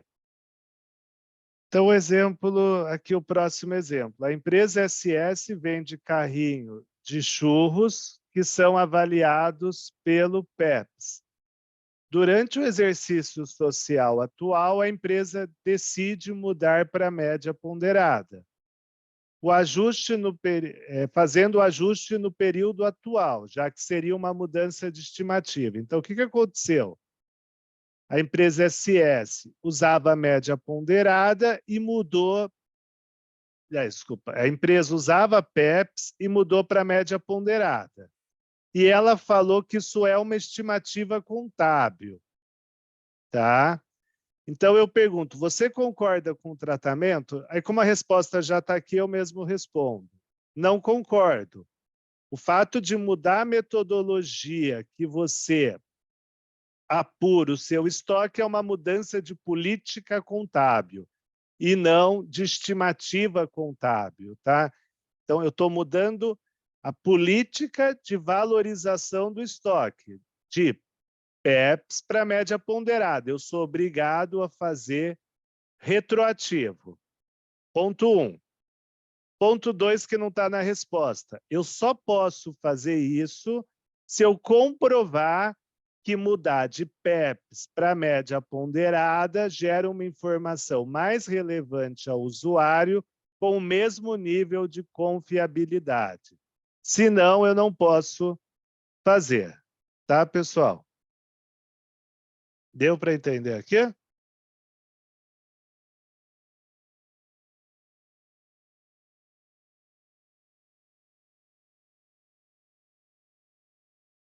Tá?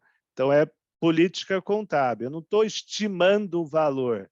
Isso é uma política, eu não estou estimando o valor justo. É política contábil. Tá? Esse aqui, pessoal, eu mesmo vou fazer. Tá? Só voltar, Eliane. Quando você pode mudar? Isso é uma mudança que a gente chama de voluntária. A norma não tem uma norma, não teve uma nova norma que pediu para mudar.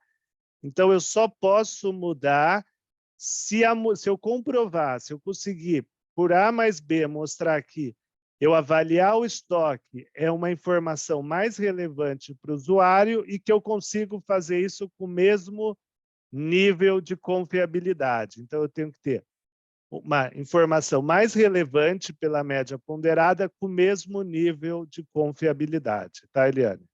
Isso é o que a gente mostrou na aula de política contábil, tá? E sempre retroativo.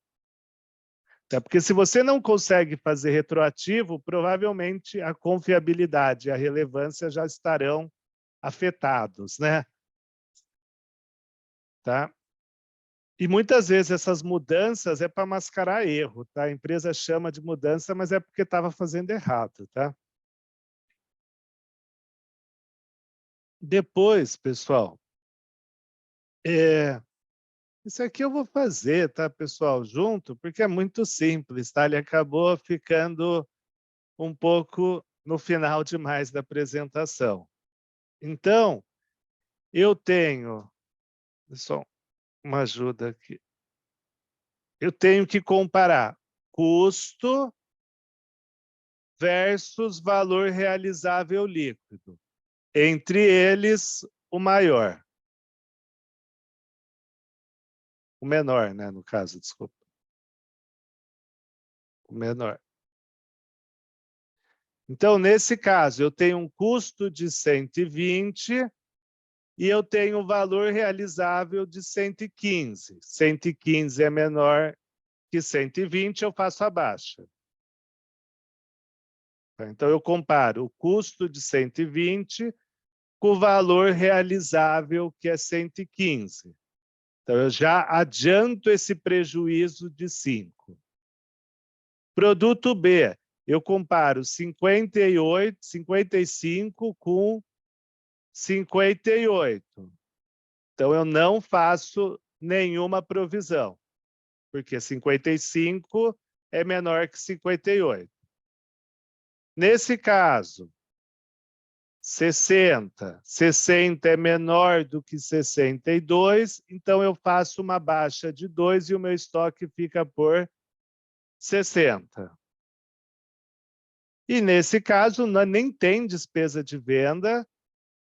12 com 20, quer dizer, eu vou ter bastante lucro, mantenho o custo. Então, eu acho que esse aqui deveria ter sido um dos primeiros, né, pessoal? Eu acho que é um dos mais fáceis. Não deu para entender aqui, pessoal?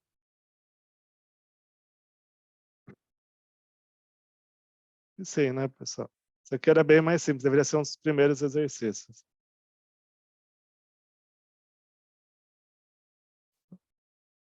Continuar um pouco mais. Tá. Estoque de serviço, de work in progress, tá? Na medida em que prestar... Então, assim, conforme um prestador vai prestando um serviço, ele vai reconhecendo um estoque para confrontar com a receita, tá? Com o advento da nova norma de receita, pessoal, esse estoque de serviço, ele pode ser chamado... Não, não pode, desculpa. É outro conceito, desculpa, pessoal. O estoque de serviço seria, eu estou prestando um serviço, eu não cheguei no marco contratual de faturar, então eu reconheço um estoque.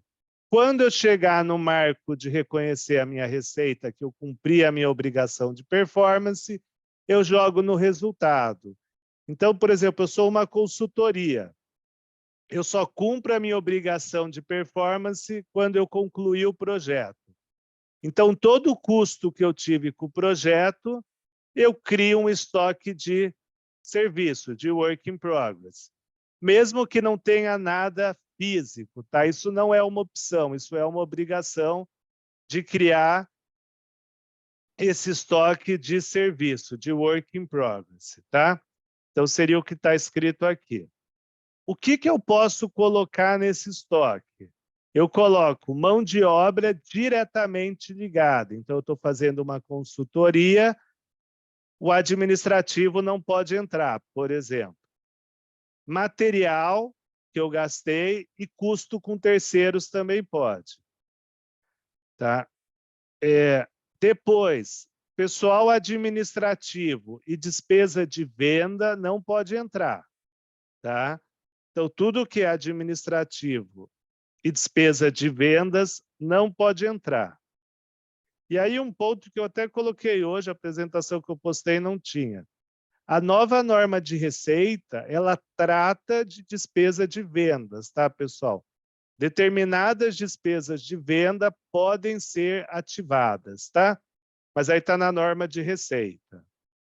Então, até para não errar, eu não estou dizendo que qualquer despesa de venda pode ser ativada. São algumas despesas de venda. Para quem olhar o CPC 47, está bem no final, tá? Chama custo de obtenção do contrato. Então, é a mesma coisa. O custo de obtenção do contrato, que está lá no IFRS 15, na CPC 47, é obrigado a capitalizar, não é política contábil. Mas você não capitaliza como work in progress, tá? É outra conta contábil, tá? Não é work in progress. Pode, mas não é work in progress. E, por fim, não pode colocar no estoque de serviço margem, tá?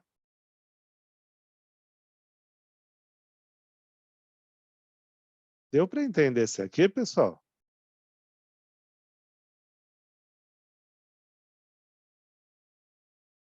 Pessoal, do estoque de serviço?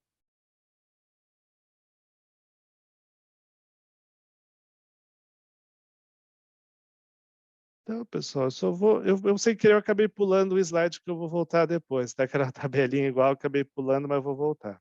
E, por fim, estoque em consignação. A norma não trata exatamente de estoque de consignação. Aonde você vai entender, você vai conseguir encontrar orientação sobre estoque em consignação, na norma de receita. Basicamente, o que ela fala? O estoque tem que estar em uma empresa só, o estoque em consignação. Ou quem faz a consignação, quem vende em consignação, ou quem compra em consignação, num dos dois. O que a gente usa para definir isso? Depende de quem está exposto aos riscos e benefícios inerentes à propriedade. Então, você tem que ver, esse estoque pode voltar ou não? Quem que está com risco técnico? Então, a norma de receita dá alguns indicativos para você definir aonde está o estoque. Basicamente se o estoque mudar do vendedor para o comprador, o vendedor reconhece receita, tá? Então, a norma de receita, ela fala, quando reconhece a receita? No ponto X. Esse ponto X é quando o estoque muda de balanço, tá? Então, a norma de receita não vai falar aonde contabiliza o estoque. Ela vai falar que momento eu reconheço a receita de venda do estoque em consignação. Esse momento é a hora que muda de balanço. Só para eu responder a pergunta da Adriana aqui, que é um pouco longa. Indústria automobilística. Moldes de propriedade do cliente ficam em poder da indústria que produz a peça de venda ao cliente. O molde da indústria eu registro como imobilizado, o molde é encaminhado como comodato.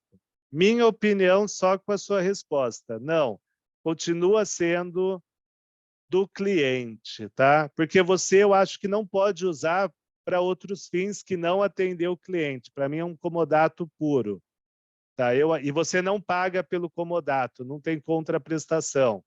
Então, em teoria, não entra como um leasing, né, FRS 16. É a minha opinião, tá? Mas eu não sei exatamente tão a fundo esse exemplo, tá? Pelo menos de quando eu dei aula mais na Mercedes, tá? Eu não sei se eles têm isso lá.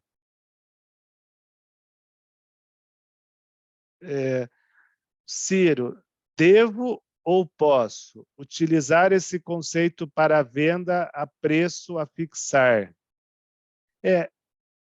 Entendi. Então, vê se eu entendi, Ciro. Eu vendo algo acomodato, mas o preço só vai ser estabelecido quando quem, entre aspas, comprou, revender. Seria isso?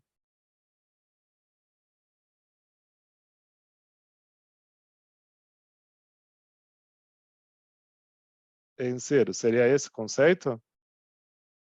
Pô, que eu saiba, não tem receita, tá? É só quando vender, tá? Pela norma. O estoque só vai no final.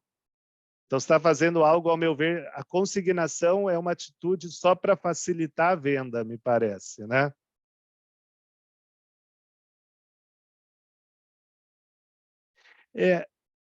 Isso tem... Só um minuto, Gíria, eu vou até te falar o nome disso, tá? Isso eu tenho um minuto mesmo, eu tenho fácil aqui. Nossa, que deu...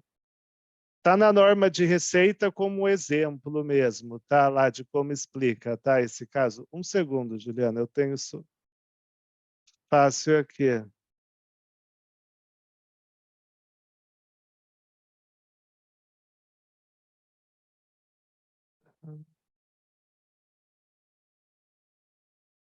Eu acho que é venda à ordem, tá? A entrega futura. É entrega futura, tá? Isso. Quando tem entrega futura, tem até uma regra do fisco, tá? De quando é a receita. Quer dizer, eu compro um carro, deixo no estoque do fabricante e quando eu avisar, eu pego o carro lá. A norma, salvo engano, fala que tem que ser um item especificado. Você não tem que falar, ó, quando eu te ligar, você tem que me fornecer um HRV. Qualquer um. Isso não tem receita. Agora, o que tem receita é quando eu falo, eu quero o HRV de chassi tal. Tá? Quando o carro é específico e ele já fica pronto. Depois eu vejo se você falou. Isso, Juliana, na prática não é tão preto no branco. Então, eu recomendo olhar a norma de receita e olhar lá embaixo na norma de receita, tem uns apêndices com alguns casos práticos. E está lá, tá? Salvo engano, está na nossa apresentação de receita, mas vai demorar ainda para ter. Tá? Mas está lá os critérios. São 3 critérios que define, tá? É ter o ativo específico, ele já está pronto, e se o cliente não pegar, você não devolve o dinheiro. Quer dizer, é um risco do cliente. Se o cliente não pegar, ele perdeu. Tá, Juliana? Mas está lá. E o CIR é uma venda de produto agrícola. Eu entendo que não transfere. Se o preço é a fixar, não transfere. Aí, Juliana, eventualmente, se tiver um caso prático disso, você avisa antes da aula, eu mando um e-mail, que eu dou uma olhada melhor na próxima aula para relembrar, tá? Isso aí está bastante discussão fiscal. Tem até um amigo meu que é advogado que acabou de escrever um paper sobre isso aí. Tá numa revista. Tá. Ah, concessionária. Eu vou dar uma pensada. Esse é um caso que eu conheço um pouco mais, tá? De concessionária. Você atende concessionária, Juliana?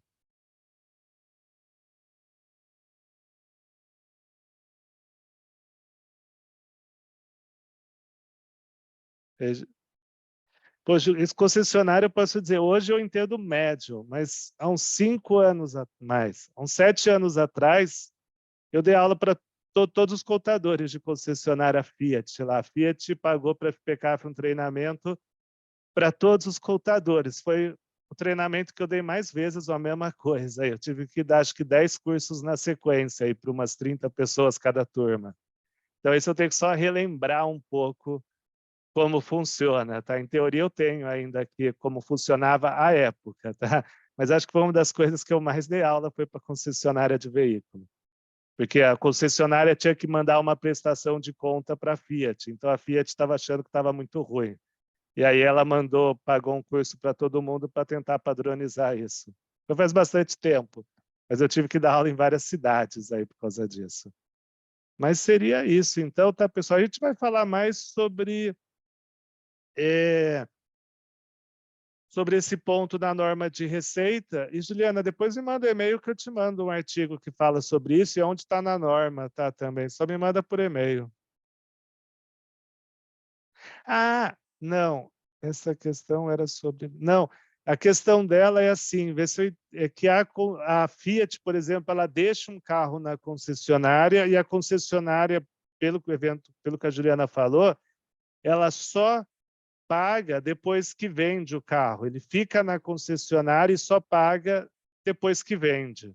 É isso, né, Juliana, que é o seu ponto? Então, o estoque desse carro é da concessionária ou é da Fiat? Gustavo, Opa. seria ao contrário. Bom dia. Bom dia. Temos concessionária de veículo aqui e o cliente, ele paga, né? É emitida a nota fiscal, né? Porque ele fez o acerto financeiro, mas ele fala, olha, eu não vou pegar o carro essa semana, eu vou pegar ele só na semana que vem, né? Por exemplo. Qual que é o tratamento aí da baixa do estoque, do reconhecimento dessa receita? Então, tem 3 critérios na norma de receita. Eu até copio aqui para você quais são, para ver. E aí, quando reconhece a receita, em teoria, o estoque muda de mãos, tá? Mas tem na norma de receita os critérios, porque não é o fato de só ter isso que é o suficiente. Eles têm algumas definições um pouco mais precisas. Isso tanto na norma antiga quanto na nova. Só um minuto, que eu acho, que eu já vi tantas vezes que é rapidinho para achar. Venda com direito à devolução, garantia. Mas tem na norma, tá? São 3 critérios que a norma dá. Tá? Daqui a pouco eu te passo, é que só preciso achar aqui que eles cresceram um pouco. Tá? Mas tá na norma, exatamente esse tratamento. Sobre a Bill and Hold, eu lembrei, Juliana, o nome. Sobre consignação, tá? Então, só para ajudar vocês, sobre o estoque, sobre consignação, está no item B77 do CPC 47. Sobre Bill and Hold, que seria esse caso que a Juliana está comentando, que agora eu lembrei o nome técnico, está no item B79, tá, Juliana? É bem pontual, tá, o item. Ele coloca essas 3 condições, tá, que eu estou copiando aqui. Tá, Juliana? É bem pontual, tá, Juliana? Te mandei, acho que aí já te ajuda, tá? Chegou aí, Juliana, no chat? Tá, então, são esses 4 critérios, tá? Porque eu acho que não dá para generalizar muito. E cuidado com o fiscal, tá? O fiscal também tem algumas disposições sobre isso, tá? O fisco trata essa operação de Bill and Hold especificamente, tá? E só para finalizar, pessoal, desculpa ter passado um minuto, eu deixei um exercício extra para calcular o estoque por média ponderada e PEPs. E eu subi, eu não subi ainda, mas subi em 2 minutos a resposta, tá? Então, quem quiser treinar, eu vou subir o Excel lá no Driver, tá? Para vocês desse exemplo. Aí eu recomendo fazer para treinar, tá? E aí só confere se a resposta está certa depois. Tá bom, pessoal?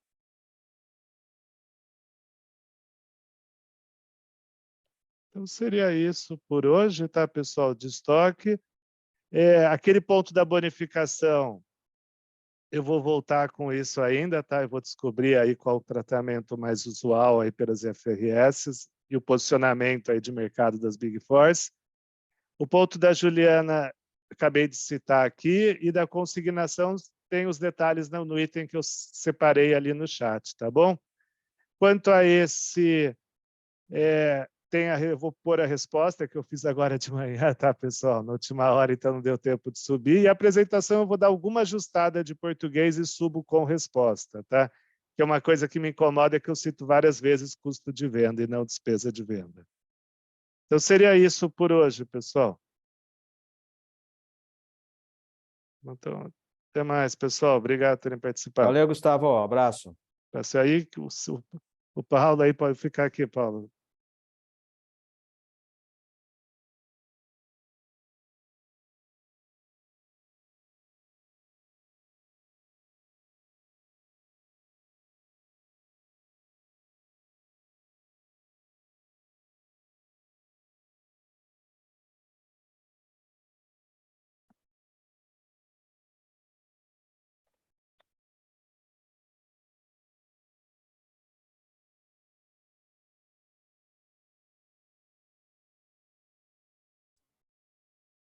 Gustavo, eu acho. Bom dia, tudo bem?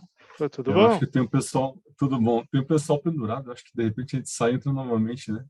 Acho que já estão saindo, Já mas tá pode saindo? ser. É. Eu estou vendo aqui. Às vezes sai e deixa só na... No último caso, dá 2 minutos, eu consigo clicar o pessoal também. Tá bom. O Jamerson vai ficar, tá? Também, por favor. Tá bom.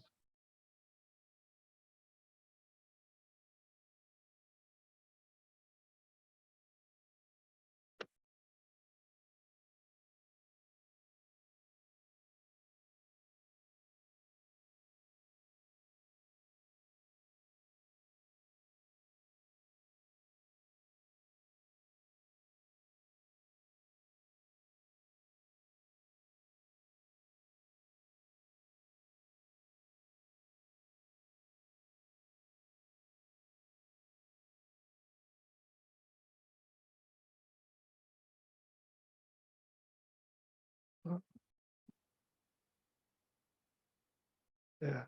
Putz, vamos fazer assim, vamos sair e entrar melhor, pode ser. Aliás, Beleza, pode ser. você pode mandar um link, seria melhor, porque se sair e entrar, eu acho que a gente acaba. Tá, eu vou gerar um link então, rapidinho aqui. Tá bom, No WhatsApp daí. tá Bom. bom.